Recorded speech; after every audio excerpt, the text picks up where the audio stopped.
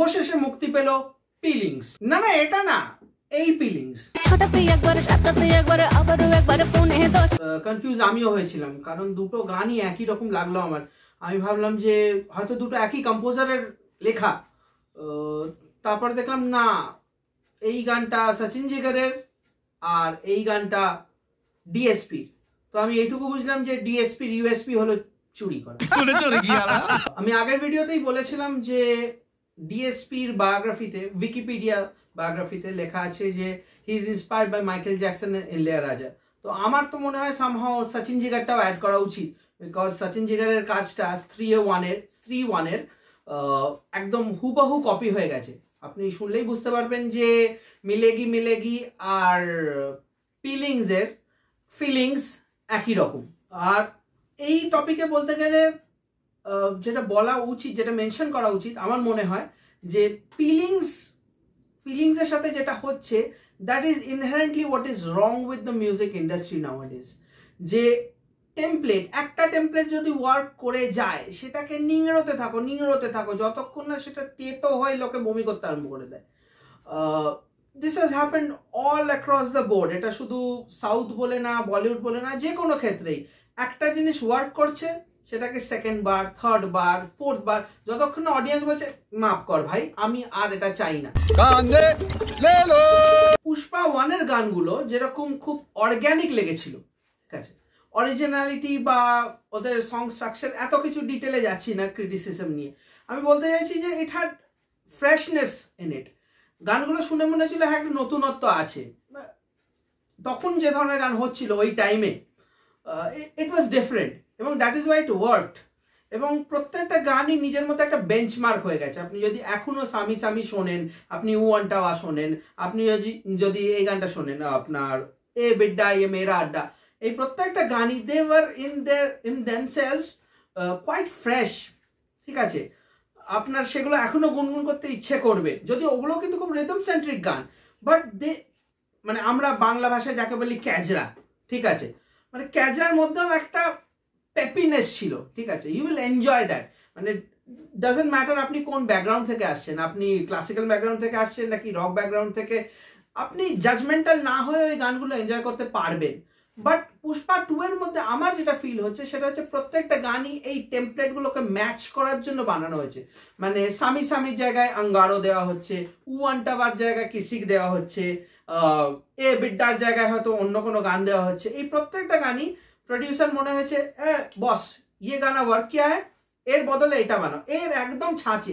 Literally আপনি feel করবেন যে টেম্পো, তাল সবকিছু একই রকম রাখা হয়েছে। মানে এই গানটা চালিয়ে যদি আপনি এই রিসেন্ট যে গানটা বেরোলো ফিলিংস, এটার মিউজিকটা চালিয়ে যদি আপনি সামি সামি গাইতে চেষ্টা করেন, আপনি কাইন্ড অফ হয়তো পেরে যাবেন কোথাও।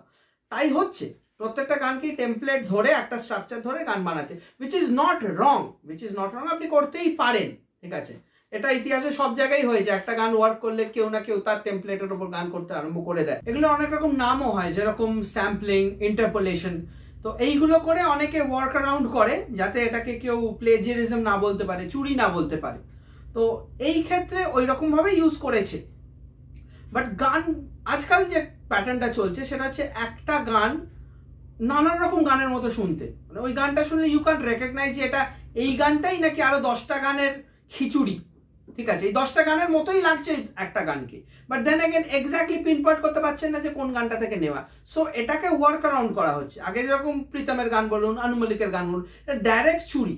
তো অ্যাজ ইউজুয়াল পুষ্পার যেরকম প্যাটার্ন হয়ে গেছে, পুষ্পার প্রত্যেকটা গানই মাল্টিলিঙ্গুয়াল, তামিল, তেলেগু, মালয়ালম, হিন্দি, বাংলা সব ল্যাঙ্গুয়েজে রিলিজ হচ্ছে। তো এই গানটাও এক্সেপশন নয়, এই গানটাও বাংলাতে রিলিজ হয়েছে, হিন্দিতে হয়েছে, আর বাকি ল্যাঙ্গুয়েজগুলোতেও হয়েছে। তো কিন্তু আমি মালয়ালম, তেলেগু, তামিল এগুলো তো বুঝি না, তো এগুলো নিয়ে এগুলোর ওপর আমি কিছু আলোকপাত করতে পারবো না। বাট যেটা আমি পারবো সেটা হচ্ছে হিন্দি আর বাংলা, এই দুটো আমি বুঝি আর শুনিও। হিন্দি আর বাংলা শুনে আমার প্রথম যেটা বক্তব্য, সেটা হচ্ছে হিন্দির থেকে আমার বাংলাটা বেটার লেগেছে। হ্যাঁ, এটা আমি অ্যাকসেপ্ট করব। হিন্দিটা অল ওভার দ্য প্লেস, মানে যাকে আমরা বলি অল ওভার দ্য প্লেস, মানে ছড়ানো। হিন্দির লিরিক্সটা লিখেছে রকিব আলম, আর বাংলার লিরিক্স লিখেছে শ্রীজাত। হিন্দির গানটা গেয়েছে মধুবন্তী বাগচি আর জাভেদ আলী, আর বাংলার গানটা গেয়েছে তিমির বিশ্বাস আর অর্পিতা চক্রবর্তী। দুটো গানের মধ্যেই বেশ পার্থক্য আছে। আমি কিসিকের বেলায় যখন বললাম যে এগুলো অ্যাকচুয়ালি সাউথ ইন্ডিয়ান গান, এগুলোকে যখন আপনি ট্রান্সলেট করছেন নর্থ ইন্ডিয়ান কোনো ল্যাঙ্গুয়েজে, তো একটা প্রবলেম এসেই যায়, অ্যালিটারেশনের প্রবলেম এসে যায়, মিটারের প্রবলেম এসে অনেক কিছুই আসে।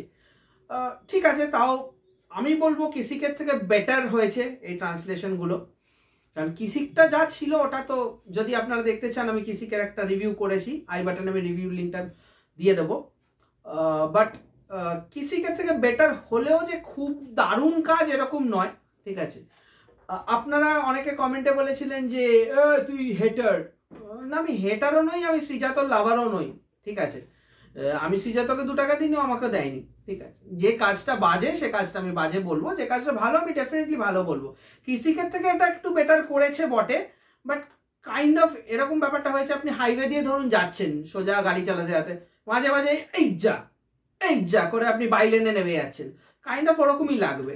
ও ঠিকঠাক করছে কিছুটা লিরিক্স ঠিকঠাক দিয়ে, আবার মিটার থেকে ডান দিক বাদিকে একটু ঢুকে গিয়ে আবার ঢুকে গেল, মেন রাস্তায় ঢুকেছে। তো সে অর্থে আপনি বলতে পারেন বেটার কাজ হয়েছে কিসিকের থেকে। But still again I will stand by my word যে Srijato is not the best choice for this works. এটা অন্য কোনো লিরিসিস্টকে দিলে হয়তো বেটার করতে পারতো। আর হিন্দি লিরিক্সটা যদি বলেন তবা ওটা ছেড়ে দিন, ওটাকে আর অ্যানালিসিস করার কিছু নেই। এবার লিরিক্স অ্যাসাইড, এবার মেন সিঙ্গিংটা আসা যাক। তো সিঙ্গিং এর মধ্যে 3 জন বাঙালি আছে, হ্যাঁ, হিন্দি গানটাও একজন বাঙালি গেয়েছে, আর জাভেদ আলী আছে। তো এবার এখানে একটু মিক্স রিয়াকশন আছে আমার, সেটা হচ্ছে 2টো মেয়ে বাঙালি, একটা ছেলে বাঙালি আর একজন নন বেঙ্গলি। এদের মধ্যে একজনই ভালো পারফর্ম করেছে, অ্যান্ড আপনি গেস করুন কে করেছে সেটা। যদি আপনি গেস করে থাকেন Arpita Chakraborty, then you are absolutely right. She has done a fantastic job. যেরকম কিসিকে উজ্জয়িনী মুখার্জি যখন গেয়েছিলেন গানটা, আমি বলেছিলাম odd choice for a singer, but এখানে আমি বলবো পারফেক্ট চয়েস। মানে বাংলায় Arpita Chakraborty she nailed it, ঠিক আছে, খুব ভালো গেয়েছে। যদিও খুব ভালো গান নয়, খুব ভালো লিরিক্স নয়, বাট যা ওনাকে যতটুকু দেওয়া হয়েছে তার মধ্যে she has শাইন্ড।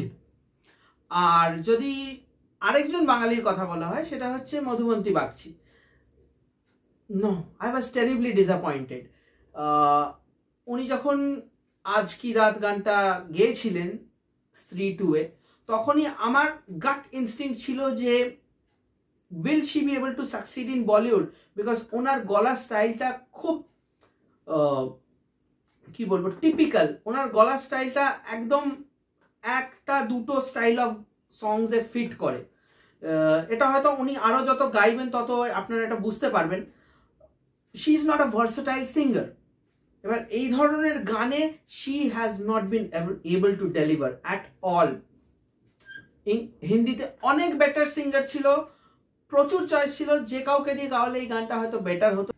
Madhubanti Bagchi is not the best choice. In fact উনি ফিউচারেও যদি এরকম গান সিলেকশন রাখেন তাহলে কিন্তু ওনার প্রবলেম হবে, because this is not her genre. ওনার স্টাইল অফ সিঙ্গিংটা খুব সেই, ওনার গলার মধ্যে একটা ক্লাসিক্যাল ব্যাপার রয়েছে। ক্লাসিক্যাল মানে ক্লাসিক্যাল মিউজিক না, ইন্ডিয়ান ক্লাসিক্যাল, হিন্দুস্তানি ক্লাসিক্যাল নয়, মানে খুব একটা ট্রেডিশনাল ভয়েসের মধ্যে নাজাকাত রয়েছে, একটা হরকত রয়েছে, যেটা উনি যদি ওই আজ কি রাতের মতো এই ধরনের গান ধরুন, যেটা হীরামান্ডি এইরকম ধরনের সিনেমার যে গানগুলো হয়, ওই ধরনের গানটা ওনার গলায় খুব ভালো যাবে, নট দিস ওয়ান। আর Javed Ali, again I will say poor choice. Javed Ali is one of my favourite singers, ঠিক আছে। উনি এতগুলো গান গেয়েছেন যেগুলো আমি সারাক্ষণই হয়তো গুনগুন করে গাই। This one was not for him. Again ভুল লোককে ভুল কাজ দিলে সে তার শাইন করতে পারবে না, এটা তো খুব স্বাভাবিক। মধুবন্তী বাগচি, জাভেদ আলী, এনাদের গলায় পেপি সং মানায় না। আর এই গানটা খুবই পেপি, খুবই এনার্জেটিক গান। আপনি যদি কোরিওগ্রাফি দেখেন তাহলে বুঝতেই পারবেন, কোরিওগ্রাফি নিয়ে আমি আসছি একটু পরে। But they were not made for this song. এবং হিন্দি গানটা ওই জন্য একেবারেই শোনার যোগ্য নয়। বাংলা গানটা আপনি শুনতে পারবেন, অ্যাবসলিউটলি শুনতে পারবেন, বিকজ অফ অর্পিতা চক্রবর্তী। আর হিন্দি গানটা no, I give it a complete thumbs down. মানে টি সিরিজ বাংলাতে একটু বেটার করে গেল, টি সিরিজ মেইন স্ট্রিমে না পেয়ে। ঠিক আছে, এবার আসা যাক বাংলা গানের মধ্যে সোর থাম তিমির বিশ্বাস। আমি বুঝতে পারছি না T Series Bangla what is their obsession with Srijato, what is their obsession with Timir বিশ্বাস? They are all fine performers in their own field, এটা নিয়ে কোনো ডাউট নেই। তিমির বিশ্বাস একজন খুব রিনাউন্ড ফোক আর্টিস্ট, ওনার একটা খুব ফেমাস ব্যান্ড আছে ফুকারা ফকিরা, হ্যাঁ রাইট। কিন্তু উনি ফোক সিঙ্গার, ঠিক আছে, উনি মাঝে মধ্যে এদিক ওদিক কি করেন, ওটার থেকেও মেন ব্যাপার হচ্ছে ওনার প্রথম পরিচিতি, উনি একজন ফোক সিঙ্গার। ফোক রকও নয়, ওনার ব্যান্ড যদি শোনেন উনি খুব মেন স্ট্রিম ফোকের মতোই গানগুলো করেন। সেই সিঙ্গারকে আপনি দিয়েছেন একটা এরকম পেপি হাই এনার্জি সং, এবং টেকনিক্যাল অ্যাসপেক্টে যদি আপনি আসেন তাহলে আপনি বুঝতে পারবেন স্কেল, যেটা গানের কি আছে, গানের কিটা কিন্তু অরিজিনাল গানের যে শুরুর বোলগুলো রয়েছে ওই অনুযায়ী রাখা হয়েছে, because that has not been translated. ওটাকে কিন্তু আর হিন্দি বা বাংলা অন্য কোনো ল্যাঙ্গুয়েজ ট্রান্সলেট করা হয়নি। তো ওই অনুযায়ী যখন কিটা সেট করা হয়েছে, অর্পিতা চক্রবর্তী এবং ফিমেল সেন্ট্রিক কিটা একটু হয়ে গেছে। মানে অর্পিতা চক্রবর্তী যখন গাইছে শি ইজ ভেরি কনফিডেন্ট, ওনার কিটা একদম মনে হচ্ছে খুব কমফর্ট জোনে রয়েছে। সেখানে যখন তিমির বিশ্বাস গাইছে হি ইজ স্ট্রাগলিং, মনে হচ্ছে একটু জল দে দাদাকে, দাদা একটু অজ্ঞান পড়ে যাবে। ঠিক আছে, গলা ফলা চিড়ে করে গান গাইছে। এত কষ্ট পেলেন দাদা, অন্য কাউকে দিতেন, আপনি কেন নিতে গেলেন কষ্ট করে? ঠিক আছে, আপনি চলে গেলে তো আমাদের লস, বেঙ্গল সার্কিটের একটা লস হয়ে যাবে। আর গানের কোরিওগ্রাফিটা আমার খুবই ভালো লেগেছে। মানে এটা বলা বাহুল্য যে এইরকম ধরনের কোরিওগ্রাফি আজকাল দেখা যায় না সাধারণত, কারণ এগুলো একদম ছোটবেলায় আমরা যেরকম ভাই বোন একে অপরের কাঁধে পিঠে চড়ে নাচানাচি করতাম, তো ওই ফিলিংটা আপনি পাবেন এটা দেখে। ঠিক আছে, এটাকে বেশি সিরিয়াসলি নেবেন না, আপনার মনে হবে যে হ্যাঁ আমি আমার দিদির কাঁধে উঠেছি, দিদি আমার পিঠে উঠেছে, তো এরকম একটা পাবেন, মানে শাড়ির সাথে জুতো পরে। ঠিক আছে, একটা রেট্রো ফিলও পাবেন, যেহেতু রেট্রো মানে একটু ওই যখন বলুন তো আমাদের মাথা খারাপ হয়ে যেত, আমরা পাগলের মতো নাচতাম, ওই রেট্রোটা। এটা সিনেমার দিক দিয়ে রেট্রো নয়। তো কোরিওগ্রাফির দিক দিয়ে আমি বলবো হ্যাঁ আপনি এটা ডেফিনেটলি নাচতে পারবেন। আপনি যদি এই নাচগুলো রাস্তায় নাচেন, আপনাকে আইদার অ্যাওয়ার্ড দেবে বা পাগলা গারদে আপনাকে ঢোকাবে। এই বিষয়ে কথা বলতে গিয়ে কয়েকটা পয়েন্ট উঠেই আসে, সেটা হচ্ছে যদি আমার ভিডিওটা টি সিরিজ বাংলার কেউ দেখে থাকেন, বা আপনার যদি থ্রু শেয়ারস এটা কোনো টি সিরিজ বাংলা কারোর কাছে পৌঁছে দিতে পারেন, তাহলে আমার কিছু অপিনিয়ন বা ভিউজ রয়েছে যেগুলো আমি শেয়ার করতে চাই। সেটা হচ্ছে আপনারা যদি বেঙ্গলের মার্কেট ধরতে চান, যদি কোরটা ধরতে চান, দেখুন ভিউজ আজকাল সবাই পায়, আপনাদের স্ট্রং পিআর টিম আছে, আপনারা ভালো টাকা ঢালেন থ্রু অ্যাডভার্টাইজমেন্ট অ্যান্ড এভরিথিং, তো আপনারা ভিউজ পাবেনই। এটা আমি ভিউজের কথা বলছি না, আই এম সেইং আপনারা যদি কোর অফ বেঙ্গল যদি ধরতে চান, আমাদের ইমোশনটা যদি ধরতে চান, তাহলে আপনাকে ট্যালেন্ট চিনতে হবে, ট্যালেন্টটাকে ছেঁকে বার করে আনতে হবে।